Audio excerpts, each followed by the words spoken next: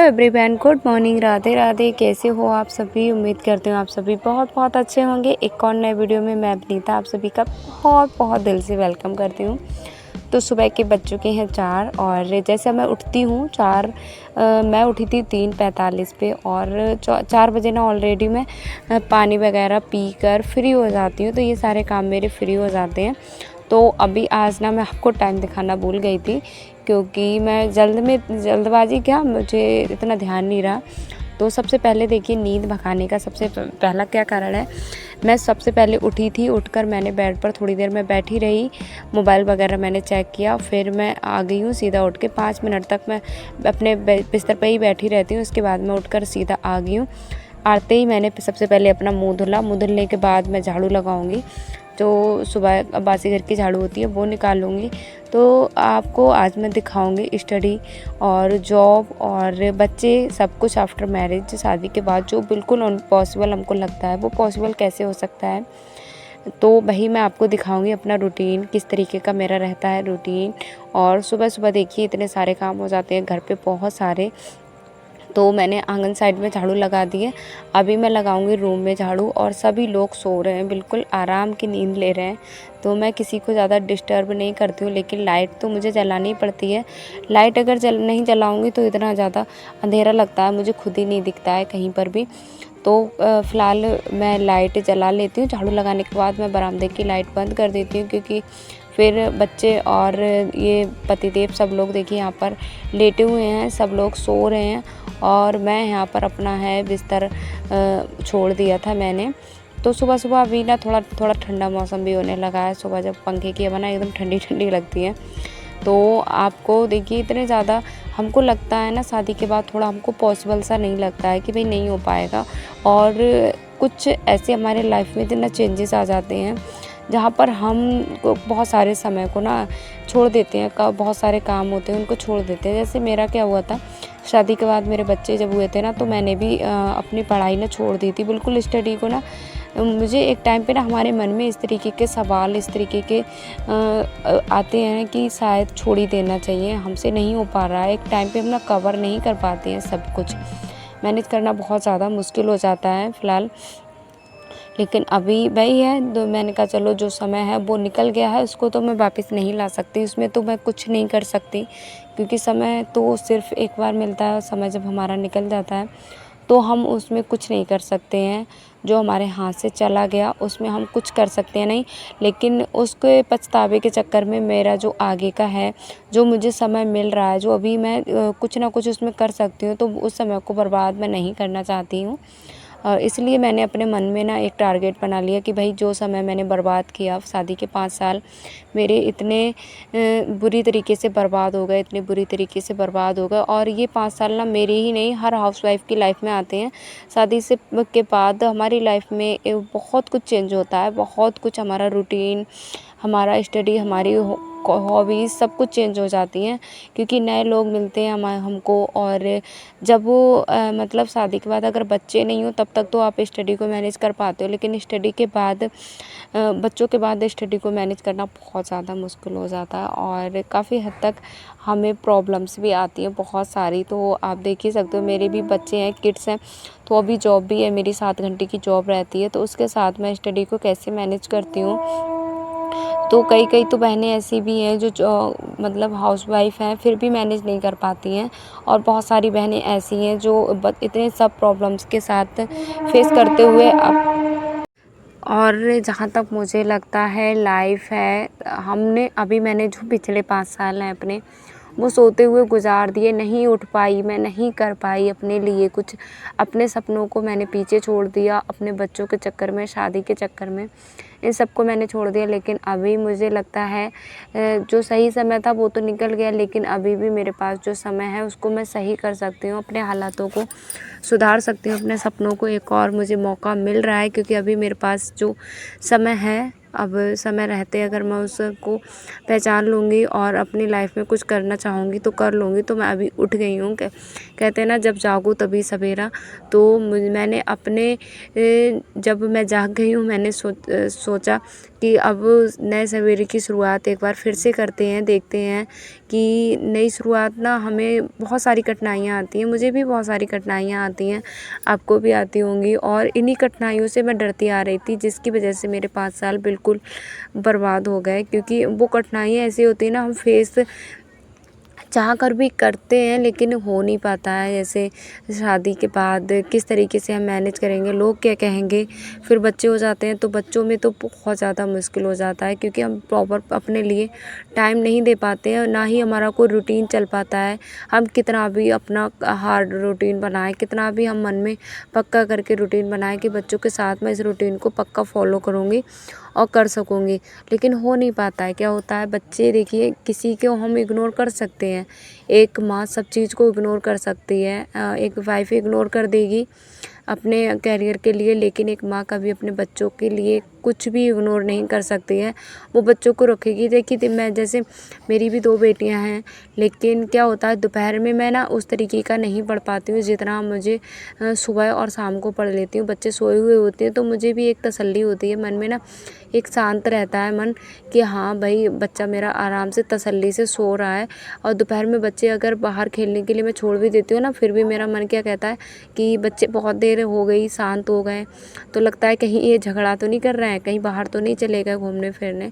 तो कहीं ना कहीं हमारा मन है वो शांत नहीं होता है बच्चों के बाद। अगर मैं अकेली रहती हूँ, देखो जो अनमैरिड होती हैं, तो इस टाइम पे क्या होता है, जिम्मेदारियाँ इतनी नहीं होती हमारे ऊपर, लेकिन शादी के बाद वो भी सिंगल मदर होना बहुत मुश्किल हो जाता है। सिंगल मदर मतलब हस्बैंड तो पूरे दिन ड्यूटी पे रहते हैं और मैं अकेली बच्चों को संभालना, स्टडी करना, सब कुछ अकेले ही मैनेज मुझे करना ही होता है। पूरा दिन मेरा इसी तरीके का रहता है। सुबह ही देखिए हम लोग निकल जाते हैं, फिर हस्बैंड तो शाम को आते हैं। पूरा दिन बच्चों को संभालती हूँ, जॉब को भी और स्टडी, अपना सब कुछ मैनेज मुझे अकेले ही करना पड़ता है। तो दिक्कतें बहुत सारी आती हैं, और लेकिन क्या है, हमको अपनी दिक्कतों से बिल्कुल घबराना नहीं है, समय को बर्बाद नहीं करना है। आपको जब लगता है कि आप कर सकते हो तब आप करिए। आप वो हार्ड टाइम टेबल अपना बिल्कुल मत बनाइए, इस तरीके का टाइम मैनेजमेंट मत करिए जिससे आपको फॉलो करने में दिक्कत हो। इस तरीके का मैनेजमेंट करिए टाइम को कि जिस तरीके से आप अपने सारे कामों को फॉलो कर सकें। तो यहाँ पर देखिए, मैं छत पर आ गई थी अभी, और सब्ज़ी वगैरह काट के मैं रख के ही आई हूँ, और मुझे अभी करनी है वीडियो की वॉइस ओवर। गुड मॉर्निंग दोस्तों। सुबह सुबह ना अभी पूरा सब काम निपटा के सब्ज़ी काट के मैं रखाई हूँ और वॉइस ओवर मैं करने आई हूँ। 5 बजने में, अभी 5:40 हुआ है और मेरा हो जाएगा जब तक। मैं तो छत पे आई थी सुबह सुबह, वॉइस ओवर ना, इतना ज़्यादा सुकून और शांति होती है यहाँ पर, बहुत ज़्यादा। तो भाई, जल्दी उठने के तो बहुत सारे फ़ायदे हैं, बस आप उठ कर देखिए एक बार ना, तो आपको लगेगा क्या क्या फ़ायदे हैं, कितना ज़्यादा एनर्जी मिलती है सुबह सुबह जल्दी उठने से।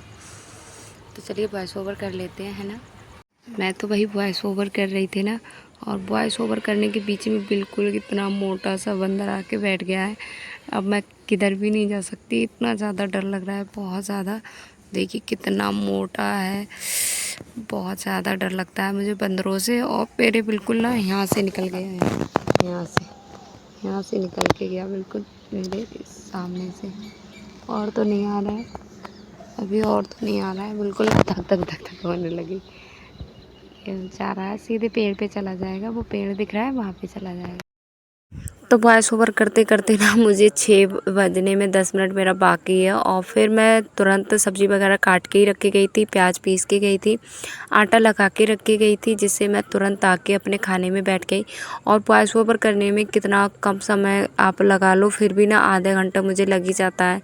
बार बार टॉपिक ढूंढना, फिर किस तरीके से बात करना है, क्या बोलना है आपको, ये सब कुछ मन में ना एक टारगेट बना के रखो। तो आधा घंटा फ़िलहाल मुझे लग ही जाता है वॉइस ओवर करने में। तो उस वजह से ना अब मेरे पास बहुत कम समय है। इस टाइम में मुझे सारा कुछ करना है और मैं आपको दिखाऊंगी टाइम टू टाइम कि मैं किस तरीके से मैनेज कर लूँगी, क्योंकि जो मेरी स्टडी के साथ जो बच्चों को देखिए, बच्चों का भी टिफ़िन पैक करना, सब कुछ मुझे ही तो करना है ना। और मैं सिंगल नहीं करने वाली, दूसरा कोई नहीं है। पतिदेव का सपोर्ट में देखिए क्या क्या मिल जाता है मुझे। सुबह उठते ही ना वो अपना मतलब बच्चों को तैयार करने की ज़िम्मेदारी उनकी रहती है, तो मुझे काफ़ी सारी हेल्प मिल जाती है। लेकिन खाना बनाने की ज़िम्मेदारी तो मेरी है, ऐसा नहीं है। मुझे पूरा प्रॉपर खाना बना के तैयार करना, किचन के जो बर्तन है, साफ़ सफाई, ये सारा काम मुझे करके जाना होता है और मुझे अच्छा भी नहीं लगता। इसलिए मैं ना थोड़ा जल्दी उठ जाती हूँ, जिससे मैं अपने सारे कामों को टाइम दे सकूँ। तो यहाँ पर माही को तैयार करके उन्होंने बिठा दिया था और माही के साथ साथ नित्या को भी तैयार करके बिठा देते हैं। तो थोड़ा जॉब में मुझे इसलिए राहत मिल जाती है, इसलिए मैं जॉब कर भी लेती हूँ, क्योंकि पतिदेव का मुझे काफ़ी सपोर्ट मिल जाता है। और सुबह सुबह देखिए बच्चों को तैयार करना, खुद तैयार होना, खाना तैयार करना, ये सारा कुछ काम करना बहुत ज़्यादा मुश्किल लगता है, लेकिन इनके सपोर्ट की वजह से हो जाता है सब कुछ आसानी से। तो खैर देखिए, जब हम कुछ करना भी चाहते हैं, कुछ अच्छा करते हैं, तो सपोर्ट के लिए बहुत सारे लोग हमारे पीछे से खड़े हो जाते हैं, लेकिन शुरुआत आपको खुद ही करनी होती है। एक नई सुबह की शुरुआत वो आपके ऊपर है, आप किस तरीके से अपनी सुबह की शुरुआत करते हैं। सुबह अपनी ज़िंदगी की मतलब नई सुबह, तो मैंने जो शुरुआत की है उसमें मेरे पतिदेव का पूरा सपोर्ट है और मुझे बहुत सपोर्ट करते हैं वो। तो खाना फ़िलहाल मैंने पूरा, मेरा खाना बन गया है। खाने में आज क्या क्या बनाया था? आज मैंने रोटियां बनाई थी, चावल, अदर चाय, दूध और मेरी फूल गोभी की सब्ज़ी बनी थी। तो इतना मैंने खाने में बनाया था। एकदम लगातार 1 घंटा मुझे लग जाता है पूरा खाना तैयार करने में। पूरा खाना मैं इसलिए तैयार करके जाती हूँ क्योंकि देखिए मेरा टिफ़िन तैयार होता है, पतिदेव का टिफ़िन तैयार होता है और माही का टिफ़िन तैयार होता है, इन सब का टिफ़िन तैयार होता है। और साथ ही साथ फिर दोपहर के खाने का मैं बना के ही जाती हूँ, क्योंकि फिर 1 बजे तक मैं आती हूँ और उसके बाद बिल्कुल मन नहीं करता है कि दोपहर में आकर मैं कुछ बनाऊँ। तो मैं इसलिए इकट्ठा सुबह ही पूरा खाना बना के रख के जाती हूँ। दोपहर में जब भूख लगती है ना, तो वही खाना हम जो खा लेते हैं जो सुबह बनाते हैं। अगर मैं दोपहर में खाना बनाने का हिसाब किताब रखूँगी तो क्या होगा, मैंने सुबह बनाया, फिर मैंने दोपहर में फिर से खाना बनाऊँगी, तो मैं स्टडी के लिए टाइम कब निकाल पाऊँगी। तो देखिए पूरा 45 है। वैसे मैं 40 पे निकल जाती हूँ, लेकिन आज 5 मिनट थोड़ा मैं लेट हो गई थी, क्योंकि वॉइस ओवर जो मुझे करना होता है ना, तो आज वॉइस ओवर थोड़ा मैंने लेट किया। तो अभी हम दोनों माँ बेटियाँ निकल जाएंगे अपनी सुकून वाली जगह पे। मुझे वहाँ पे बहुत ज़्यादा सुकून मिलता है, इतना ज़्यादा मुझे अच्छा लगता है। मुझे ना टीचर की लाइफ बहुत ज़्यादा अच्छी लगती है। तो यहाँ पर मेरा 7th 8th क्लास में था, एक्टिविटी का लेक्चर था। तो मैं यहाँ पर बच्चों से कुछ एक्टिविटी करा रही थी। तो देखिए बच्चों ना बिल्कुल भी सही नहीं कर पा रहे थे इसको मुझे ना बच्चों को अलग अलग तरीके से पढ़ाना समझाना बहुत ज़्यादा अच्छा लगता है। और एक सिस्टर ने कमेंट भी किया था कि आप पढ़ाते हुए वीडियो शूट करके दिखाना। तो मैंने कहा चलो आपके साथ मैं शेयर करती हूँ कि किस तरीके से मैं बच्चों को पढ़ाती हूँ, किस तरीके का मेरा तरीका रहता है। और डरने की कोई बात ही नहीं है। अपने अंदर इतना ज़्यादा कॉन्फिडेंस जगाइए, इतना ज़्यादा कॉन्फिडेंस जगाइए जिससे आप कर सकते हो। ऐसे कोई काम ही नहीं है जो आप नहीं कर सकते हो। भाई हमें क्या है, हमें क्या बनाया गया है, हम सब कुछ कर सकते हैं। तो यहाँ पर इन्होंने भी जो बनाया था सही बनाया था, लेकिन इसका जो सही था वो मैं आपको अभी करके दिखा रही हूँ। बच्चे फिर भी बहुत ज़्यादा होशियार हैं, अपना अपना दिमाग लगा रहे थे कि किस तरीके से मुझे करना है। और फिर मैंने इनको समझाया था अच्छे से, किस तरीके से समझाया आप भी सुनिए। पहले हम देखिए इंग्लिश में, मैंने कहा था आपको इंग्लिश में लिखना है, तो हम क्या लिखेंगे? Price, PRICE।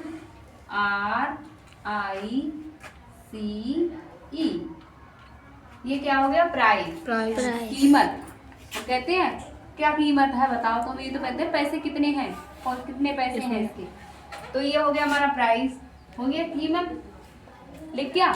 एक हमने कोई डबल लिखा नहीं, लिखा, ये पूरा शब्द लिख क्या। अब क्या होता है हमारा? ये क्या है?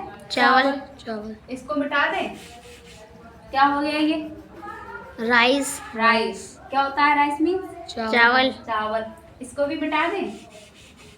आइस मीन्स क्या होता है? बर्फ। हो गया? आ गया समझ में? अब कर लोगे? Yes ma'am. ठीक है। स्कूल में ना डरने की कोई बात नहीं है। क्लास में आप बिल्कुल मत डरिए। अगर आपको नहीं आ रहा है, आपको जैसे बहनें बोलती हैं कि मैं भी स्कूल ज्वाइन करना चाहती हूँ लेकिन मुझे डर लगता है क्लास में किस तरीके से पढ़ाया जाएगा, तो डरने वाली कोई बात ही नहीं है। आप जो अगले चैप्टर आप पढ़ाओगे अगले दिन, तो उस चैप्टर को आप पहले अच्छे से तैयार कर लीजिए, खुद पढ़िए, उसके बाद बच्चों को समझाइए। तो फिर हम निकल आए हैं यहाँ पर अपनी घर सुकून वाली। फिर से देखिए दोनों जगह मुझे बहुत अच्छा लगता है और काफ़ी बच्चों का जो मेरे लिए इतना प्रेम है, बच्चे इतने अच्छे से मुझे बोलते हैं ना, तो मुझे बहुत ज़्यादा अच्छा लगता है। तो यहाँ पर माही को भी मैं लेकर आ गई हूँ साथ ही साथ। और फिर आज का वीडियो इतना ही रखेंगे। और आज के वीडियो में मैंने आपको सुबह से लेकर दोपहर तक का स्कूल से आने तक का रूटीन दिखाया था। और आज जो मेरा स्टडी का डे था वो था 9। तो 9 दिन के मैंने आपके साथ जो चैलेंज डे हैं वो मैं आपके साथ शेयर कर रही हूँ। आपको मेरे वीडियोस कैसे लग रहे हैं कमेंट में आप ज़रूर बताइएगा। और देखिए 1 बज गया है, अभी हम आपको टाइम भी दिखाते हैं प्रॉपर। जो टाइम है वो आपको दिखाई था।